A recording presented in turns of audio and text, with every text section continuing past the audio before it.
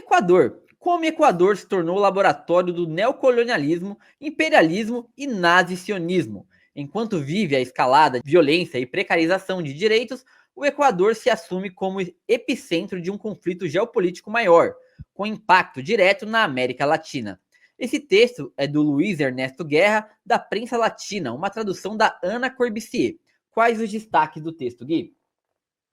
Então, a gente tem a seguinte situação no Equador. É um país que era um modelo democrático, é um país que alcançou muitos avanços sociais durante o governo de Rafael Correia, um modelo de bem viver, e aí, nesses últimos anos de governos neoliberais, esse modelo começou a ser desmontado. Hoje, o Noboa, que acabou de ser reeleito, ele tem um projeto de um novo Equador, é o nome desse projeto que ele dá, mas a gente precisa entender o que seria esse novo Equador, né? Quais são as características disso. Mas para falar sobre a situação atual, que inclusive foi aprofundada durante esse primeiro mandato curto, mas muito, enfim, drástico do Noboa, a gente tem o seguinte: a crise de insegurança pública é uma crise com vários fatores, vários elementos. Hoje lá a média de homicídios a cada 100 mil habitantes é de 40 homicídios a cada 100 mil habitantes, um número muito alto. Para a gente ter uma noção, no Brasil é de 20, ainda que algumas cidades sejam mais do que 40, mas a média é de 20 homicídios a cada 100 mil habitantes. Ocorrem massacres carcerários, torturas, desaparecimentos forçados, execuções extrajudiciais, perseguição política e o lawfare, que é o uso da justiça para perseguir opositores. A gente também tem uma crise socioeconômica muito forte no Equador hoje, queda no emprego, 3 milhões de pessoas em extrema pobreza, além do desmonte da educação e da saúde. Inclusive, o texto cita que existem 3 doenças lá que têm vulnerabilizado a população, que é a coqueluche, a febre amarela e a leptospirose, além da entrega de empresas públicas para a privatização. Então, esse é o panorama que a gente vê quando a gente analisa a conjuntura interna, só que também tem um aspecto externo. E aí, quando a gente vê, por exemplo, os movimentos do governo Noboa para reinstalar bases militares dos Estados Unidos dentro do país, a gente percebe como ele está disposto a fazer do Equador uma peça de desestabilização política regional para atingir, por exemplo, países como Venezuela, Nicarágua e Cuba, mas também contra, por exemplo, a China. Então, ser um país ali também aliado à Argentina, por exemplo, ao Peru, que vai ajudar a barrar essa entrada da China e do BRICS aqui na América Latina para conseguir manter o domínio dos Estados Unidos.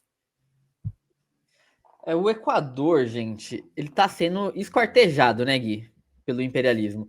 Enquanto a gente fala sobre isso, o FMI está estrangulando o país com dívidas fraudulentas.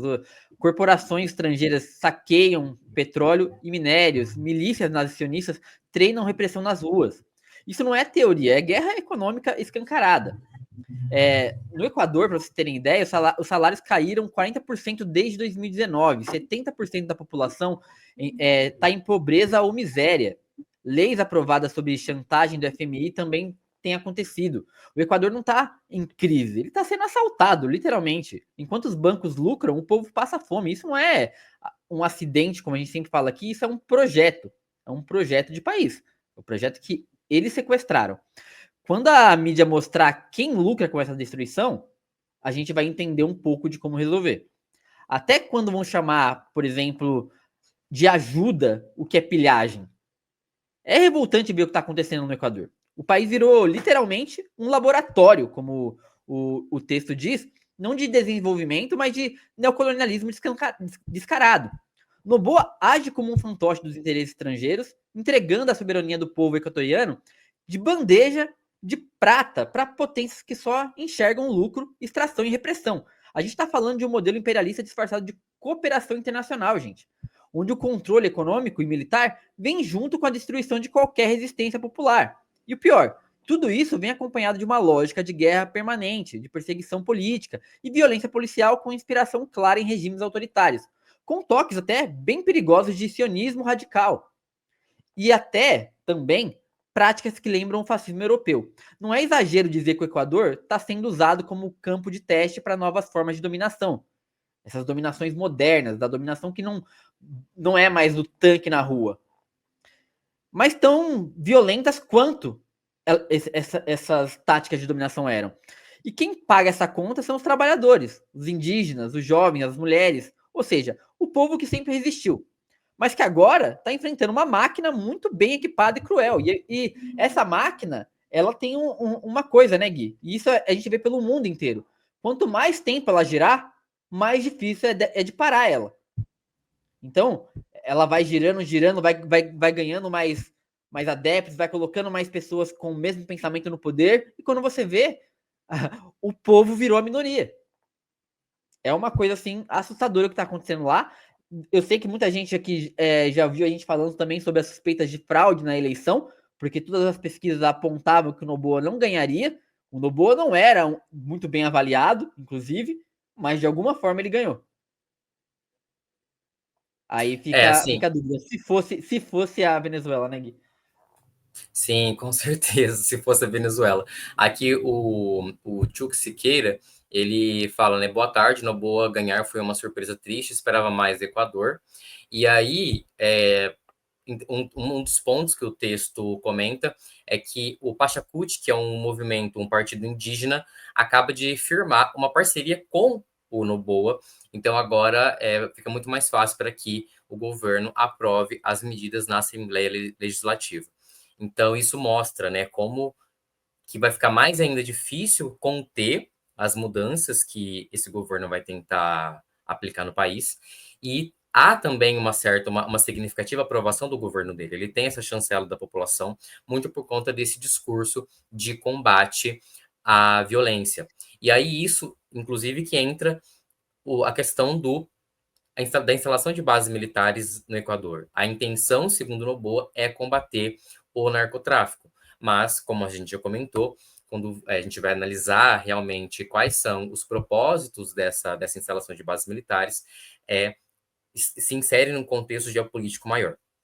E aí, interessante comentar, né, que as bases, né, havia uma base dos Estados Unidos no Equador, ela foi fechada durante o governo de Rafael Correa em 2009, e existem registros de violações cometidas pelos militares dos Estados Unidos, incluindo violência sexual contra adolescentes, violações aos direitos humanos e desaparecimentos forçados. Tudo isso impune. Então, para a gente entender o outro risco, né, além de tudo, a instalação dessas bases militares expõe a população a esse tipo de violação. E um outro ponto também que o texto cita é o seguinte: você comentou, né, da semelhança com o nazi-sionismo. O Noboa esteve recentemente em Israel e aí ele disse que os inimigos de Israel são os inimigos do Equador. Então, ele inclusive tem foto com Netanyahu, e isso também mostra esse aspecto geopolítico, esse aspecto maior que vai além das fronteiras do país. E outra questão interessante é que tudo isso que está acontecendo, essas movimentações dos Estados Unidos de apoio ao Noboa, a própria suspeita de fraude, né, e talvez, por exemplo, a possibilidade de que talvez pode ter havido uma influência do imperialismo, se insere justamente na queda, no enfraquecimento dessa hegemonia, de como os Estados Unidos vão tentar fazer o que eles puderem para impedir que essa hegemonia, que esse imperialismo de fato caia. Então, o Equador também se insere nesse contexto, e é por isso que é tão importante a gente não só estar atento ao que está acontecendo lá, mas impedir que outros países daqui caiam nas mãos dessa extrema-direita e dessas parcerias com os Estados Unidos.